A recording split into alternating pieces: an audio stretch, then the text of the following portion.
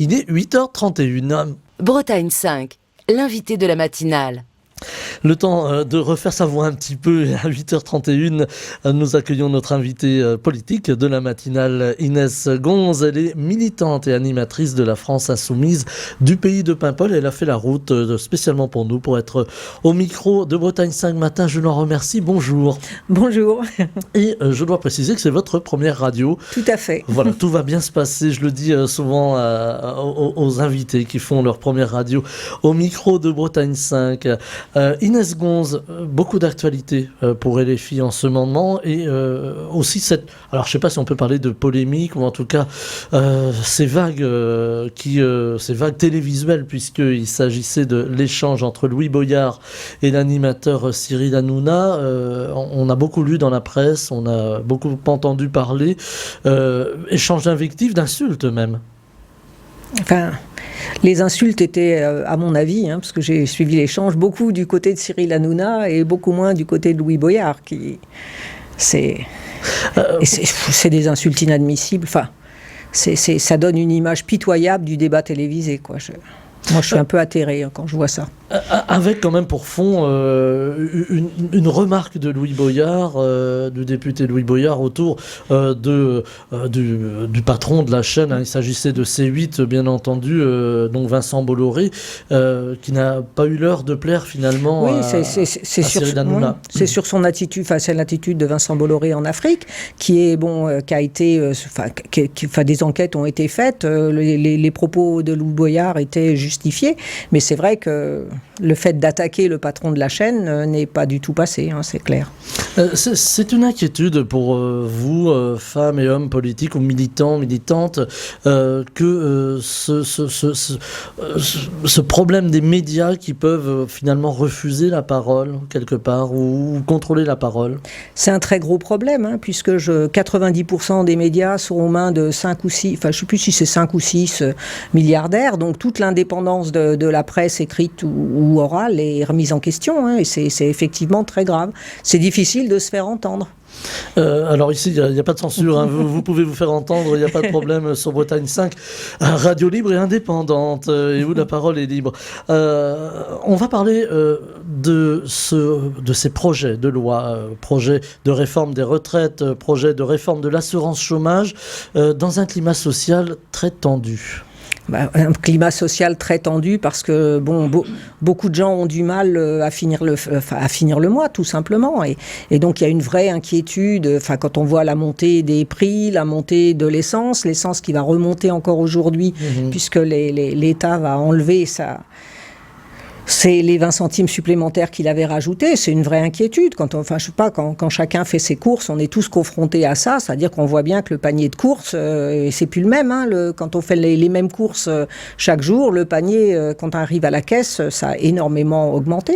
Il y a une plaquette de beurre qui est à plus de 3 €. Une petite plaquette. C'est très, très inquiétant.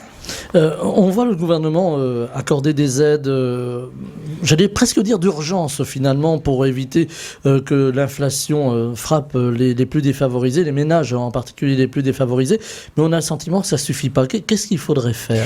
Il faudrait un blocage des prix de première nécessité. On l'avait proposé dans notre programme, c'est le chef de l'État a les moyens de le faire. Mais pour l'instant, il donne des aides, il donne des mesures et tout, mais je pense que c'est comme un petit pansement qu'on met sur une grosse plaie, ça sert à rien. Et ça n'empêche pas la montée des prix. Il faudrait bloquer les prix de première nécessité, puis augmenter les salaires, c'est clair. Quand on voit l'inflation en ce moment, je veux dire, la faible montée des salaires qu'il y a eu pour le point d'indice des fonctionnaires, par exemple, c'est 3,5, je crois. Et l'inflation, il nous l'annonce à plus de 6. Donc ça veut dire que les gens auront de plus en plus de mal à faire face au nécessaire. Alors on est dans un contexte aussi particulier avec cette guerre en Ukraine. On en parle beaucoup sur l'antenne de Bretagne 5 et sur les antennes consoeurs. Cette guerre en Ukraine qui fait monter les prix de l'énergie aujourd'hui. Là aussi, les gens, vous le disiez à l'instant, Inès Gonze, les gens vont avoir du mal à se chauffer, du mal à se déplacer. Aujourd'hui, est-ce qu'il faut repenser, par exemple, la filière filière de production d'énergie. On pense à l'électricité, ce qu'il faut. Il est question de nationaliser EDF, le gouvernement va dans cette voie-là. Est-ce que c'est assez ou est-ce qu'il faut pousser un peu plus loin ? Ça serait déjà une première chose, parce qu'il faut voir que quand même, avec l'ouverture au marché public de l'électricité, par exemple, EDF a été obligé de fournir à ses concurrents de l'électricité en dessous du prix du marché. Donc ça pénalise énormément la filière publique. Et puis les prix de l'énergie qui montent, c'est parce qu'il y a de la spéculation, et c'est ça qu'il faut bloquer. C'est-à-dire qu'il faut bloquer la spéculation sur l'énergie, sur les prix de première nécessité, enfin sur beaucoup de choses d'ailleurs. Parce que c'est le grand problème du moment, la spéculation, parce qu'on le voit aussi avec Total, et ces dividendes mirobolants qui ont été versés, records, aux actionnaires, avec ces blocages des raffineries récemment, qui ont justement amené cette pénurie aussi de carburant à la pompe. Est-ce qu'il faut changer ce système-là de rémunération ? Est-ce qu'il faut un meilleur équilibre de la rémunération, par exemple les actionnaires et des travailleurs dans les entreprises, et particulièrement ces grandes entreprises ? C'est clair, parce qu'avant il n'y avait pas ce problème des actionnaires quand on regarde, et donc en fait tous les bénéfices étaient réinvestis, soit c'était monté dans les salaires, soit c'était réinvesti dans les entreprises, donc il y avait un vrai renouvellement de beaucoup de choses. Maintenant presque tout passe dans les actionnaires, enfin la part des actionnaires est devenue énorme, et donc du coup les salaires sont bloqués, certaines entreprises n'investissent plus, je pense que tout est à changer là-dedans. Faut taxer. Nous aussi, on a une campagne sur la taxation des super profits, dont vous avez sans doute entendu parler, qu'on a commencé. On va bientôt lancer une campagne contre la vie chère, parce que il y a des choses. Tout le modèle est à changer, c'est clair. For nous, là c'est un avis personnel. Après, voilà, vous pouvez l'exprimer. Non, mais c'est clair, oui. Les super profits. On a vu quand même qu'il y a une pierre de lancer dans le jardin du gouvernement, et le président de la République, Emmanuel Macron, lui-même a réfléchi, dit-on, sur la question. Oui, il faut savoir qu'au niveau des super profits, par exemple, des pays voisins l'ont déjà institué. Et en fait, il y a l'Italie, il y a l'Espagne, et puis il y en a d'autres. Monsieur Macron est très timide sur le sujet, puisque je sais que l'Union européenne réfléchit aussi à faire une taxe sur ces super profits, et Monsieur Macron n'est pas, disons, à la pointe du combat sur les super profits. Il pourrait l'être, c'est pas... On parlait d'énergie tout à l'heure, on parlait aussi des grandes entreprises. Il y a de grandes entreprises françaises, des fleurons, comme l'on dit, dans divers domaines.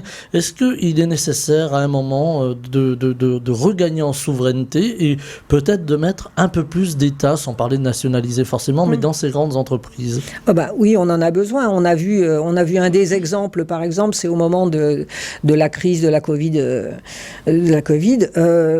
On n'avait plus de masques, parce qu'on dépendait entièrement de la Chine, et la Chine étant bloquée, on n'avait plus les masques, donc on s'est trouvé en pénurie. Et puis il y a d'autres exemples, il y a des entreprises souveraines comme Alstom et tout qui auraient dû rester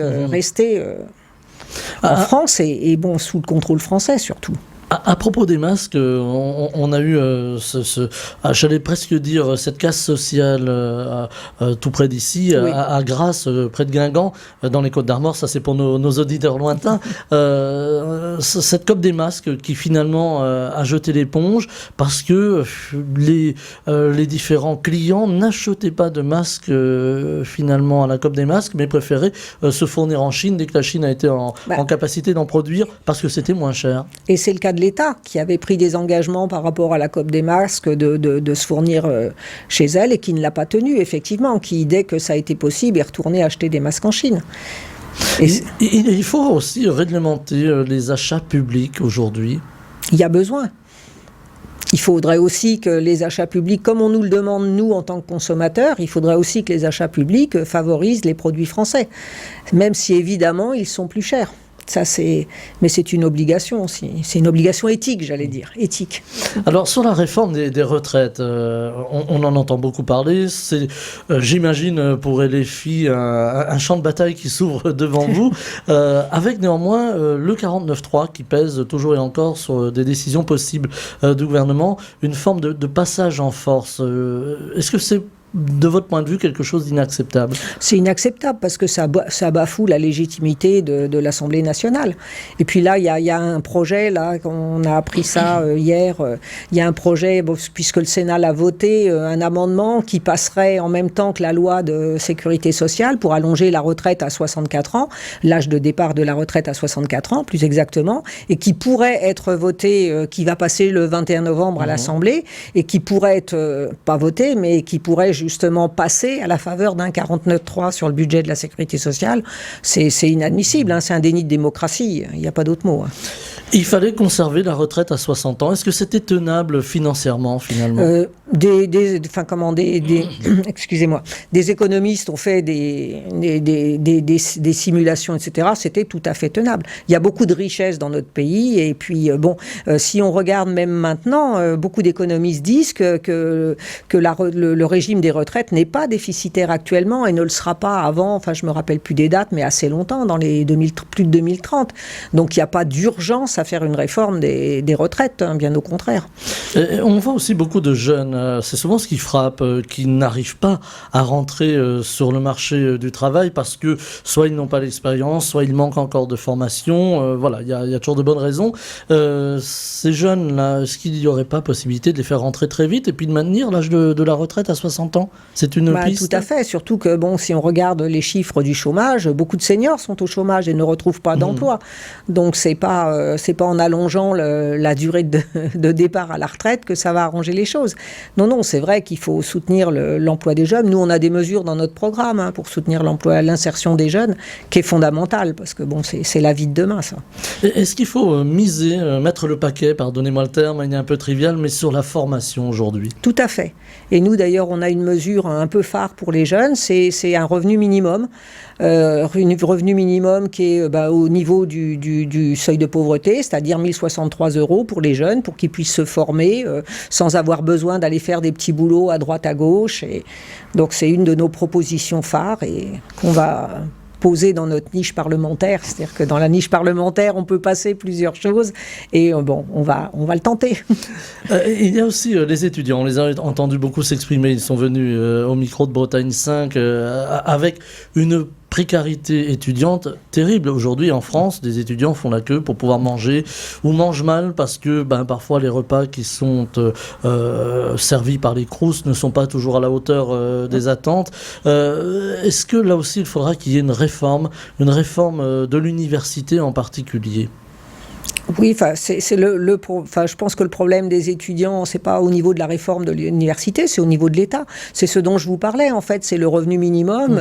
Parce que faut pas oublier que récemment, on a vu très souvent dans l'actualité des jeunes qui font la queue au secours populaire ou des choses comme ça pour avoir à manger. C'est inadmissible, quoi. C'est inadmissible. Et puis, tous les parents n'ont pas les moyens de payer les études de leurs enfants. Et c'est un frein. C'est surtout un frein pour certaines familles. Enfin, moi, j'ai été enseignante j'étais enseignante à Paimpol, en collège. J'étais professeure principale de 3e. Et beaucoup de parents, quand on parlait d'orientation, c'était qu'est-ce qui se fait dans le coin ? Parce qu'ils n'avaient pas les moyens d'envoyer leurs enfants ailleurs. Donc, c'est un choix par défaut. C'est pas ce que l'enfant avait envie de faire. C'est ce qui se faisait dans le coin. Donc, c'est pas normal, ça. Ça pose aussi la question du fameux ascenseur social. Oui. Hein. On y met un peu tout et n'importe quoi dans cet ascenseur social. Mais aujourd'hui, est-ce qu'un jeune qui a des parents en difficulté, qui lui-même se retrouve en difficulté, peut espérer gravir les échelons pour un jour avoir un travail décent et peut-être faire une grande carrière? C'est très difficile à notre époque. C'était plus facile autrefois. J'allais dire, beaucoup de jeunes étaient poussés par des instituteurs. Il y avait un vrai respect de l'institution, des instituteurs, des professeurs. Et maintenant, c'est plus le cas. Donc, et puis, je vous dis, il y a surtout le problème d'argent. Hein. Clairement, pour envoyer son enfant faire des études, alors je parle même pas d'études supérieures, je parle déjà du lycée ou des choses comme ça. Si c'est pas sur place, il faut des transports, il faut pouvoir payer. Il y a des familles qui le peuvent pas, malheureusement. Hein. On parle d'éducation, il y a aussi depuis des années des réformes imaginées, pas toujours bien conduites. Il ne s'agit pas de juger ici, mais simplement de voir ça n'aboutit pas. Est-ce qu'il faudra à un moment revoir, avoir une réforme complète du système éducatif en France ? Tout à fait. Parce que maintenant, on a tendance dans le système éducatif à niveler par le bas. C'est-à-dire que on a fait, on a enlevé par exemple les maths, on a enlevé des mathématiques du programme. Maintenant, on les remet. On a l'impression que c'est du bouche-trou. Enfin, moi, j'étais justement professeur de mathématiques. L'enseignement des mathématiques a été en fait diminué tout simplement parce qu'on manque de professeurs de mathématiques, parce qu'il y a un problème aussi au niveau des carrières des enseignants. Pour être professeur de mathématiques, il y a beaucoup d'années d'études après le bac, et en fait, on n'est pas du tout payé comme... Donc, il y a plein de jeunes en mathématiques qui font autre chose, parce qu'ils le peuvent. Il y a une démotivation des futurs jeunes enseignants, enseignantes. Oui. Oui, il y en a beaucoup qui quittent d'ailleurs, qui quittent à la première année ou à la deuxième année, rebutés par les conditions de travail, pas tellement le salaire au départ, parce que c'est un métier qu'on fait avec passion. C'est-à-dire on n'est pas professeur si on a envie de gagner beaucoup d'argent, sinon on fait autre chose.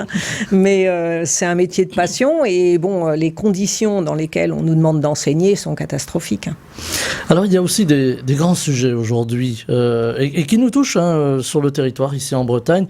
On parle beaucoup de l'Ocean Viking, ce bateau qui est arrivé sur nos côtes, alors pas en Bretagne mais un peu plus au sud, à Toulon, et ces migrants ces réfugiés, devrais-je dire, qui ont tourné longtemps en Méditerranée avant d'être enfin accueillis en France. Alors quelques-uns ne seront pas accueillis parce que ils ne peuvent pas rentrer sur le territoire. Fallait-il accueillir ce bateau? Fallait-il faire même plus vite? De toute manière, si on revient la loi maritime, demande de secourir les gens en mer. C'est une loi maritime qui s'applique chez nous, qui devrait s'appliquer chez nous, qui devrait s'appliquer partout ailleurs. Et puis on enseigne aux enfants la France, terre d'accueil, pays et faut aussi que les choses soient faites en ce sens, parce que sinon ça reste des mots creux. Il y a eu beaucoup de passion autour de l'accueil de ce bateau. On a vu évidemment l'extrême droite vent debout, y compris d'ailleurs quelques députés de droite qui se sont posé la question d'accueillir le bateau. Est-ce que là aussi il y a une perception de l'accueil des étrangers en France qui a changé depuis quelques années? Est-ce que l'opinion publique s'est durcie, ou au contraire, est-ce que vous sentez qu'il y a une plus grande solidarité?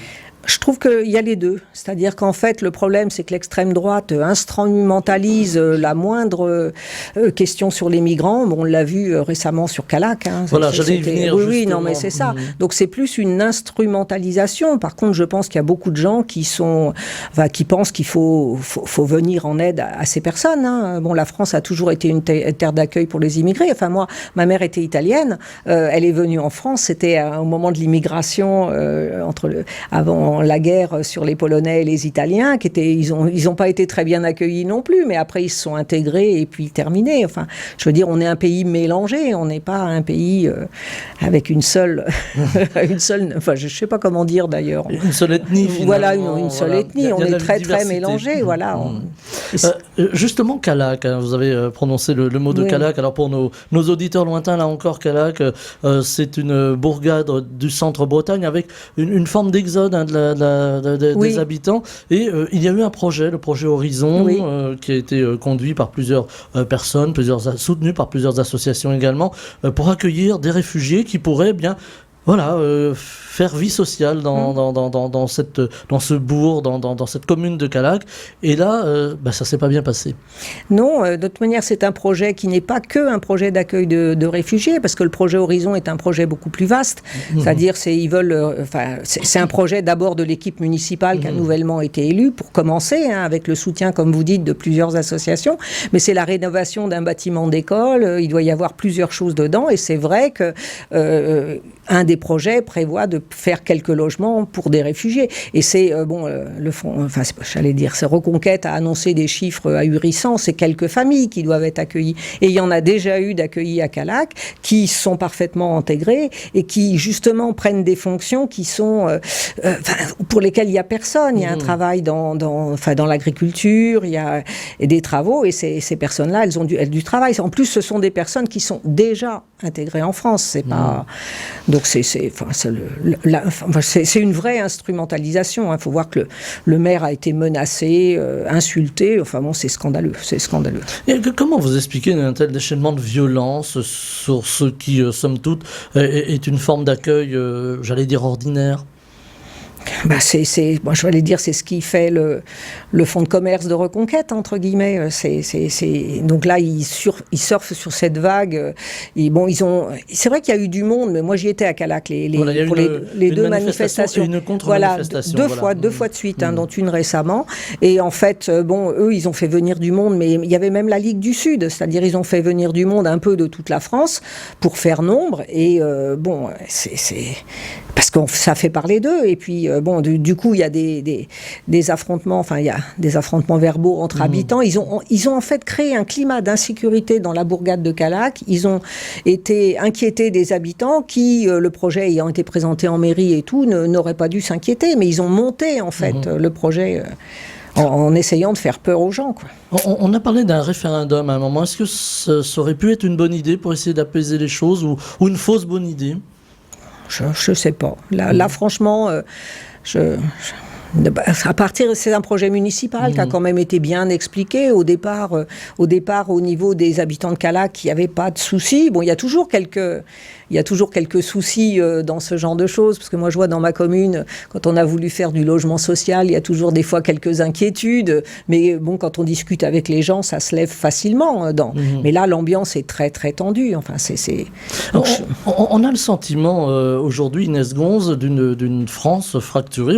On croyait la Bretagne un peu à l'abri de tous ces tumultes, et finalement il n'en est rien. On a cette même fracture qui arrive en Bretagne. Tout à fait. Et c'est vrai que c'était pas le cas quelques années avant. Moi, je me souviens de l'accueil quand ils ont démantelé la jungle de Calais. Il y avait eu un accueil à Trébeurdin.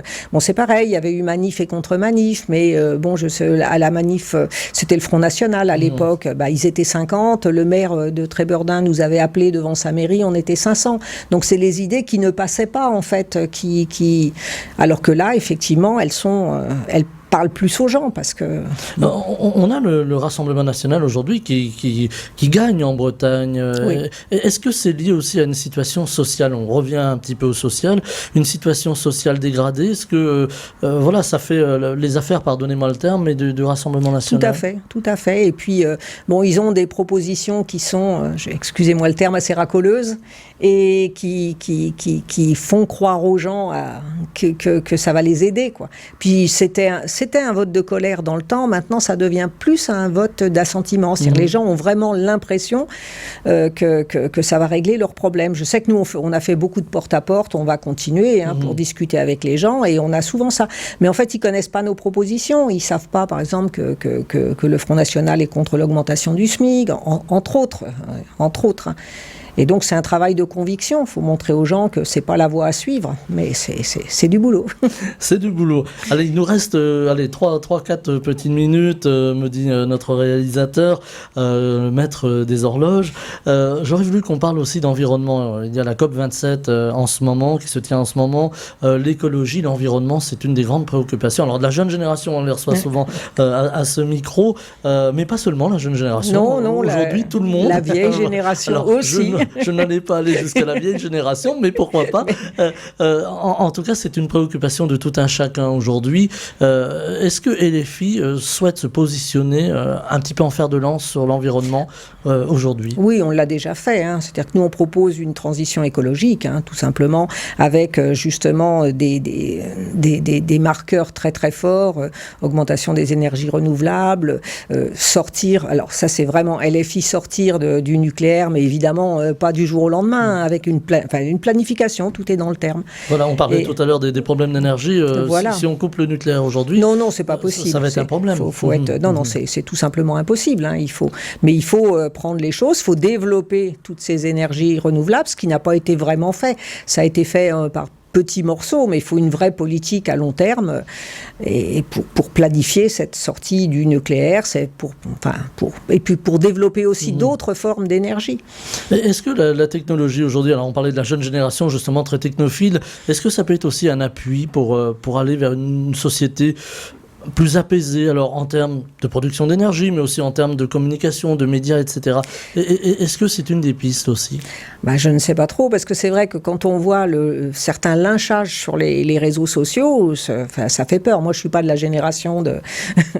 mais je m'y suis mise, comme tout le monde. Mais quand on voit que les problèmes, enfin, quelqu'un fait une petite erreur, il est tout de suite jugé, enfin, la justice n'a pas le temps de faire son travail. Il y a tout de suite des... C'est une forme de lynchage, finalement. Oui, une forme de lynchage médiatique. Dès que, dans laquelle on a été victime, nous aussi, enfin comme d'autres, mais nous aussi, oui, c'est... Est-ce que c'est plus dur aujourd'hui, et ça sera vraiment ma dernière question, de faire de la politique ou plus simplement de porter des idées ? Oh non, je ne pense pas. C'est différent parce c'est pas les mêmes moyens. Donc effectivement, dans le temps, on allait voir les gens, mais il n'y avait pas la culture. Maintenant, ce qui est difficile, c'est de contrer la culture dominante des médias, en fait, parce que les gens regardent et prennent pour vérité ce qui est au journal télévisé. Le journal télévisé des chaînes publiques et des chaînes privées, d'ailleurs aussi, ils ont l'impression que la vérité, si c'est dit dans le journal, c'est vrai. Et puis sur les réseaux sociaux aussi. Parce que on a perdu le temps de la parole. Oui, tout à fait. Parce que sur les réseaux sociaux, pour démêler le vrai du faux, on ne sait pas. Il y a tellement d'informations qui sont elles-mêmes contradictoires que c'est pas facile. Même pour des gens qui s'intéressent vraiment, des fois c'est pas facile de savoir ce qui est faux et ce qui est vrai. Voilà, alors faut écouter la radio. Nous, on essaie de faire notre travail, nous et les autres radios qu'on C'est important, c'est important. Oui. Voilà, de lever l'ambiguïté sur les fameuses fake news. Voilà, je vais y arriver. Voilà, et puis d'écouter la parole. En tout cas, vous l'aviez ce matin, Inès Gonze. Je rappelle que vous êtes militante et animatrice de la France Insoumise du pays de Paimpol, et on parlait politique, environnement et social ce matin avec vous au micro de la matinale en direct et sans censure. Voilà. Je vous en remercie d'ailleurs. Je vous souhaite une très belle journée. À vous de même. Bretagne 5 matin, Stéphane Hamon.